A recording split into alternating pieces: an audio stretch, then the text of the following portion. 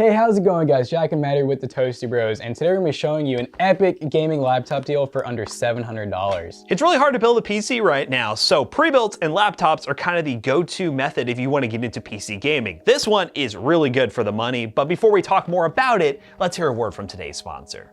Today's video is brought to you by eWow. eWow is an app designed for all the hardware lovers, gamers, and tech enthusiasts out there to share their photos of their battle stations, new gaming PCs, and anything else that comes with geek culture. Part of this app being tailored for gamers is the built-in progression system, where if you post images, send WoW likes to other posts, and engage throughout the community, you can level up your profile and your included pet. With new features being added constantly, this is definitely the new social media app you need to have on your phone today. eWow is also hosting a giveaway for the top 100 users with the most wows and bookmarks. You have a chance to win stuff like a PS5, Nintendo Switch, and a mechanical keyboard, and more. So please check the link in the description down below to learn more, and special thanks again to eWow for sponsoring today's video. So what we have here is an HP Pavilion, which comes in under $700 at the time of making this video. And it comes with some serious performance under the hood, especially with the Ryzen processor and the NVIDIA graphics. You're gonna be able to do some really good gaming, editing, and rendering on this laptop. So how about we not waste any more time and open this thing up? All right, ladies and gentlemen, we're gonna open this bad boy up. All right, it says not to use a box cutter, so Matt had the bright idea of using scissors. Scissors are different, you know, it's totally different. I still think one of the things we need to do with the new setup is we need like a giant like sword or Bowie knife or something to open giant boxes. sword on the back of the Chat, let like us, not chat. Chat. Let us know in the comments section down below on YouTube what type of opening device we should get. But yeah, this laptop we wanted to take a look at because it is something you can actually buy right now and game on, which these specs, the 1650 and everything else, are really overpriced if you're gonna build a traditional gaming tower, so maybe a gaming laptop is the way to go. So one thing, I kind of made a mistake of saying in the start of this video is this is an HP Pavilion, and normally I never thought HP Pavilion as a gaming lineup. Typically HP will use the Omen, series as their gaming lineup, but I think HP was like, hey, you know what? We can make a Pavilion that actually has good specs to game, so they literally call it the HP Pavilion Gaming, which is interesting, but I think that's how they were honestly able to kind of cut the price down some and make it to where this wasn't one of their super fancy looking HP Omen laptops, yet it still performs like one of them. It looks a lot like the Walmart desktop that we got just in laptop form. It has that acid green logo on the front. It basically is like the gaming Pavilion lineup that we've seen before in the desktop. So yeah, here we go. Here we go. Know what you guys have been waiting for. Yeah, so it does have the acid green logo. We have Pavilion written on the back. Actually looks pretty sleek. A nice matte black finish. And, ooh, I like the keyboard. I'm assuming that it might have green, like a green backlit design to it. The keys look very nice though. I really do like the green, very gamer. So for the processor, we do have a Ryzen 4600H, which is a 6-core 12-threaded processor. We've actually tested it once or twice, and they're pretty good for a laptop processor.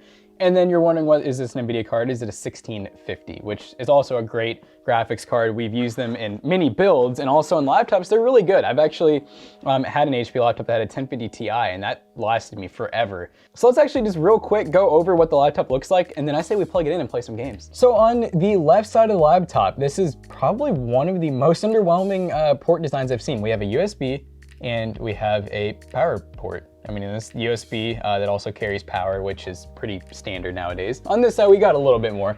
So we have a combo jack. We have a full-size SD reader. We have a USB Type-C. We have an Ethernet jack for your LAN people out there. One more USB and then an HDMI out. So essentially, we have a total of 2 USB 3s and 1 USB-C, which is pretty standard. Some laptops have 4, some only have 3. This is one that just has 3. It is a cheap laptop though, so it's going to get you into the gaming experience on the go, on a budget, and the fact that it's, like I said, I mean, it's portable and it's pretty lightweight. It's not super thin though.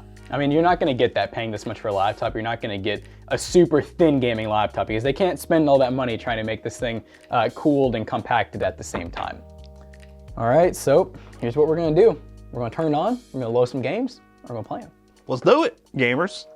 All right, ladies and gentlemen, now that we finally have this laptop all set up and ready to go, we're gonna be testing some games real quick. Now I'm gonna go ahead and lower the volume here because it's really loud, but I do have to explain a couple things with this laptop that we had issues with. One is the fact that this laptop, for basically the entire time we had it before we tried to do benchmarking, would not use the 1650. It absolutely refused. I did all the possible fixes. I went through and reinstalled drivers. I set the priority to be the GPU in the NVIDIA settings, and for whatever reason, it would just not use the 1650. Now, we are running on medium-low settings, by the way, at 1080p, so if you're wondering, we are using the 1650 now. It is actually working, but how we got it to work was we basically have to reinstall Windows, install the NVIDIA drivers, and then install the AMD drivers that are required for the onboard graphics on the Ryzen 5 4600H, which then allowed the system to then realize, oh, I need to switch drivers whenever I'm using a game. So if you have this laptop, I highly suggest you do two things. One, totally reinstall Windows. Just do it. Reinstall Windows, install the drivers and everything.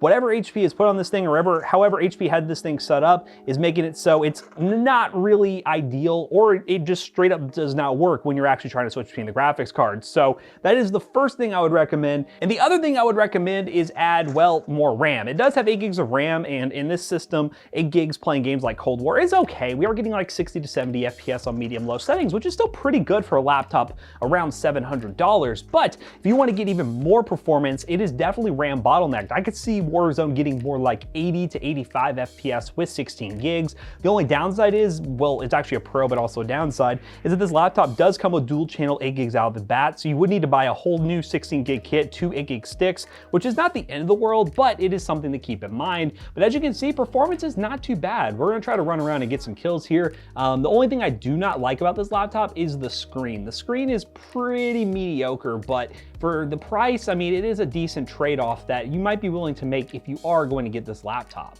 But yeah, there are some dips below 60 FPS that you do have to keep an eye on, and I can absolutely not see anybody. Oh my God. There we go, I killed somebody. Oh, a turret. Let's put a grenade on that, boom. Yeah, I mean, for a 1650, we're not expecting like crazy FPS numbers. It is a 1650, but again, at the price, the performance is pretty solid. Oh, got attacked over here. Oh, there is a helicopter, nice. Don't you love Call of Duty? It's great. But yeah, performance is pretty solid in Call of Duty. I'm probably not gonna continue much further because I'm getting absolutely destroyed. Oh my God, but hey, look, it actually plays Call of Duty, and that's pretty much what we're looking for. Let's move on to the next game, shall we?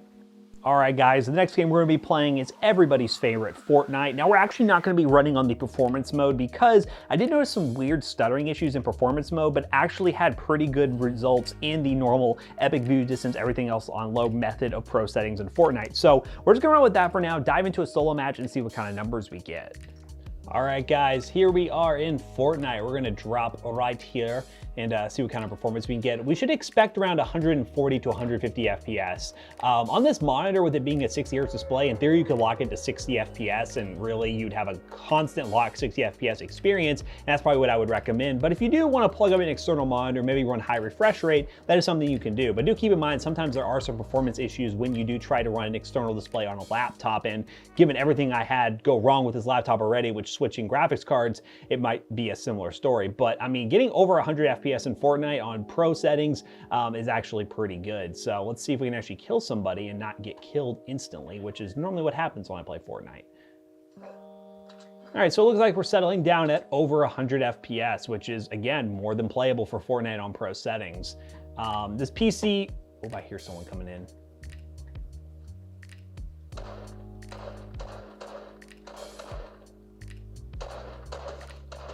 Oh, I hit him. I want this guy. I want him bad. All right, here we go.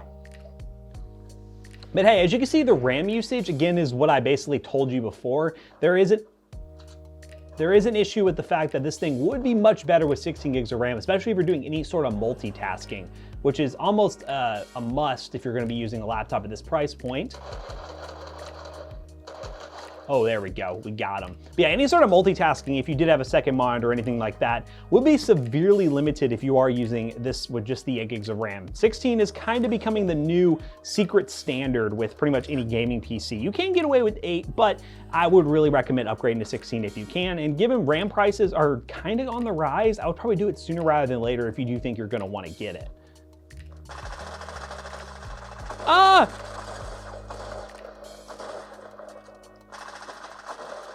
Ooh, that guy cannot be happy right now. That guy could not be happy right now at all. Ooh! Oh, wow. Well, that's Fortnite for you, ladies and gentlemen. Oh, I see another. They're gonna try to flank me, aren't they? I see how it is. They think they can kill the Fortnite god. I don't know about that one. And I actually seem to have lost the guy, but you know what? That's perfectly fine because I think we got enough gameplay here. Hey, look at that. 100 plus FPS in Fortnite on a budget laptop. $700? Not too bad. Let's try the next game, shall we? The last game we're gonna be testing on this laptop is Shadow of the Tomb Raider. We're gonna be running on like medium settings because again, this laptop is not gonna be perfect for things like AAA titles. It's mainly gonna be good for esports titles, but if you run like games like Shadow of the Tomb Raider on medium settings, you should get a close to 60 FPS experience. So we're gonna go ahead and let this benchmark run and then wrap this video up real quick.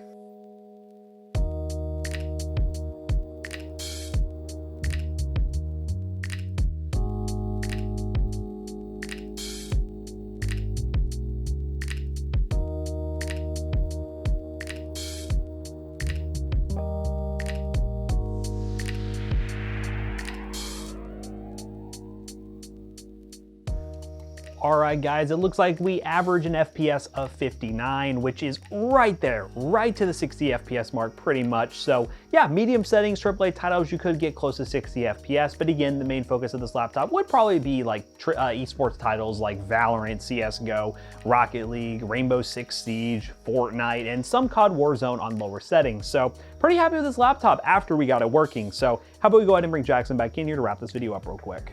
Alright guys, so this laptop actually gamed really well after we spent about an hour and a half trying to figure out why it kept using the integrated Ryzen graphics over the 1650. And after we did figure that out, as you saw in the benchmarks, it does perform pretty well. Your unit may not do this. So what I would recommend is if you buy one of these, try it out, game with it, and if it does the same thing and you think the performance is not where it should be, then I'd probably recommend first installing the AMD drivers to make sure those are up to date. And if that doesn't work, make sure Windows is updated. If that doesn't work, you're probably better off just resetting it, reinstalling Windows, and then doing all those steps again. So hopefully yours comes working a little bit better, but yeah, this model just did not seem to like us. If you would like to purchase this laptop, link in the description down below will be an affiliate link and it will help us out. And we hope you guys enjoyed this video. We really love doing budget laptop videos. Let us know in the comment section down below if there's any budget laptops you'd like us to check out next. So if you guys haven't already, don't forget to check out our other 2 YouTube channels and also our twitch.tv/toastybros. And do not forget to like, comment, and subscribe. And we'll see you guys in the next one.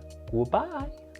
And speaking of subscribing, if you guys really like us enough to subscribe to us, you probably like us enough to, get some of our really cool merch. We actually have Zach in the other room working on some new merch right now. So go check out our store, teespring.com/toastybros, to find out some of the really cool items that we offer. They're awesome. That's all I need to add. He said everything for me. Links down below. See you guys later. Goodbye.